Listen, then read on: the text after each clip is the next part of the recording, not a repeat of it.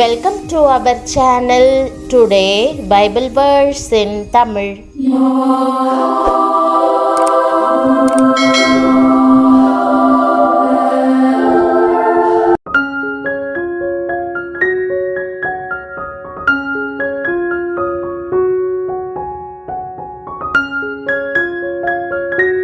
இன்றைய வசனம் ஆதியாகமம் 49ஆம் அதிகாரம் 25ஆம் வசனம். கிறிஸ்துவுக்குள் பிரியமானவர்களே, நம்முடைய ஆண்டவரும் இரட்சகருமான இயேசு கிறிஸ்துவின் வல்லமையுள்ள நாமத்தில் உங்களை வாழ்த்துகிறேன். இன்றைய வாக்குதத்தம், உன் தகப்பனுடைய தேவனாலே அப்படி ஆயிற்று, அவர் உனக்கு துணையாயிருப்பார்.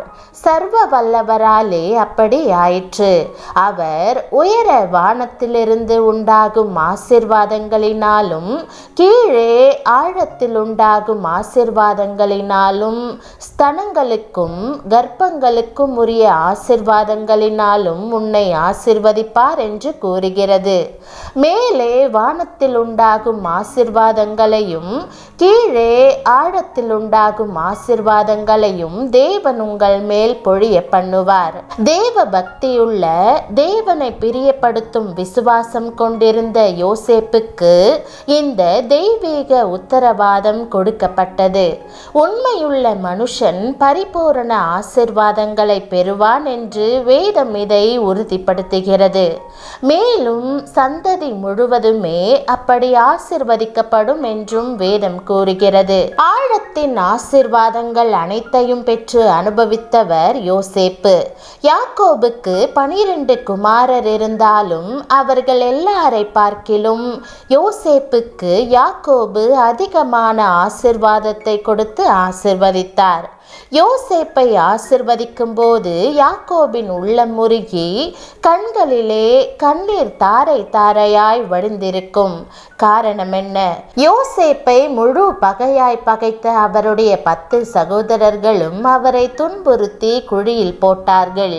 ஒரு ஆட்டை அடித்து அதிலே யோசேப்பின் பலவருண அங்கியை தோய்த்து தகப்பனிடத்தில் அனுப்பி, உம்முடைய குமாரன் அங்கிதானோ பாரும் என்று சொன்னார்கள். யாக்கோபு அதை பார்த்தபோது, ஐயோ, என் அருமையான மகனை கொடிய மிருகம் தாக்கி பீரிட்டு போட்டதோ என்று கதறி அழுதார்.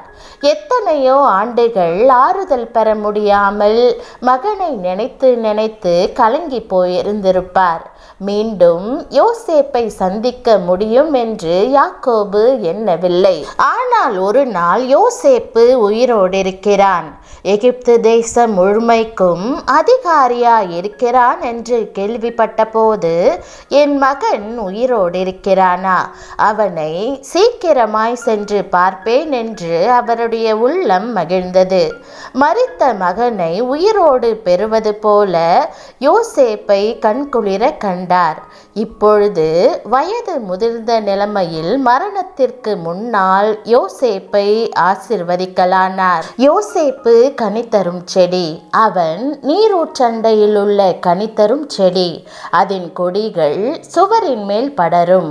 வில்வீரர் அவனை மனமடிவாக்கி அவன் மேல் எய்து அவனை பகைத்தார்கள். ஆனாலும் அவனுடைய வில் உறுதியாய் நின்றது. அவன் புயங்கள் யாக்கோபுடைய வல்லவரின் கரங்களால் பலத்தன. இதனால் அவன் மேய்ப்பனும் இஸ்ரவேலின் கண்மலையும் ஆனான். உன் தகப்பனுடைய தேவனாலே அப்படி ஆயிற்று, அவர் உனக்கு துணையாயிருப்பார். சர்வ வல்லவராலே அப்படி ஆயிற்று, அவர் உயர வானத்திலிருந்து உண்டாகும் ஆசீர்வாதங்களினாலும் கீழே ஆழத்தில் உண்டாகும் ஆசீர்வாதங்களினாலும் ஸ்தனங்களுக்கும் கர்ப்பங்களுக்கும் உரிய ஆசீர்வாதங்களினாலும் உன்னை ஆசீர்வதிப்பார் என்று சொல்லி ஆசீர்வதித்தார். இன்றைக்கு யாக்கோபிலும் பெரியவர் உங்களை ஆசீர்வதிக்கும்படி அருகில் இருக்கிறார். அவருடைய ஆசீர்வாதங்கள் ஆழத்திற்குரியது மட்டுமல்ல, உன்னதத்திற்குரியதாகும். அவர் கிறிஸ்துவுக்குள் உன்னதங்களிலே ஆவிக்குரிய சகல ஆசீர்வாதத்தினாலும் நம்மை ஆசீர்வதித்திருக்கிறார்.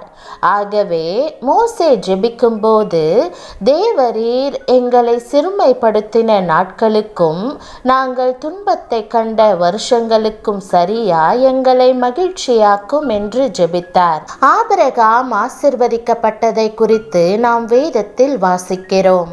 கர்த்தரால் தெரிந்து கொள்ளப்பட்ட அவன் தன்னுடைய அசையாத விசுவாசத்தினால் தேவ மனுஷனாக மாறினான்.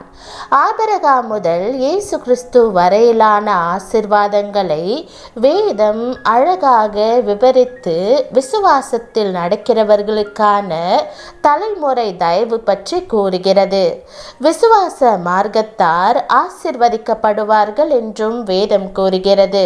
தேவனுடைய ஆசிர்வாதங்களை நீங்கள் தேடினால் அவற்றை பெற்றுக்கொள்வோம் என்று நீங்கள் விசுவாசிக்க வேண்டும். ஆபிரகாமை போல தேவனாகிய கர்த்தருக்குள் உங்கள் விசுவாசத்தை பத்திரமாக நிலைநிறுத்த வேண்டும். தமக்கு பயப்படுகிற பெரியோரையும் சிறியோரையும் கர்த்தர் ஆசிர்வதிப்பார் என்று வேதம் கூறுவதால் தேவன் மேல் மாத்திரமே நோக்கமாயிருங்கள். தேவன் வாக்குதத்தங்களை நிறைவேற்றுகிறதில் உண்மை உள்ளவராய் இருக்கிறார். ஆபிரகாமை போலவும் யோசேப்பை போலவும் நீங்களும் திரளான ஆசிர்வாதங்களை இன்றைக்கு பெற்றுக்கொள்வீர்கள். தேவன் தாமே உங்களை ஆசிர்வதித்து உங்கள் விசுவாசத்திற்கான பலனை அளிப்பாராக. பிரியமானவர்களே, உங்களுடைய துயரத்தின் நாட்கள் முடிந்தது. நீங்கள் வேதனை அனுபவித்த வருடங்களை கர்த்தர் மாற்றி மன ஆறுதலின் நாட்களையும் சமாதானத்தின் நாட்களையும் நிச்சயமாகவே தந்தருளுவார்.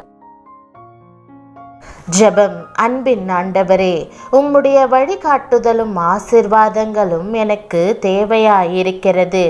ஆபிரகாமை போல உமக்குள் விசுவாசத்தில் ஊன்றியிருக்க எனக்கு உதவும். உம்முடைய வாக்குதத்தங்கள் மேல் நான் கொண்டிருக்கும் நம்பிக்கையை பலப்படுத்தும். என்னுடைய வாழ்க்கையானது உமது உண்மைக்கு சாட்சியாக இருப்பதாக.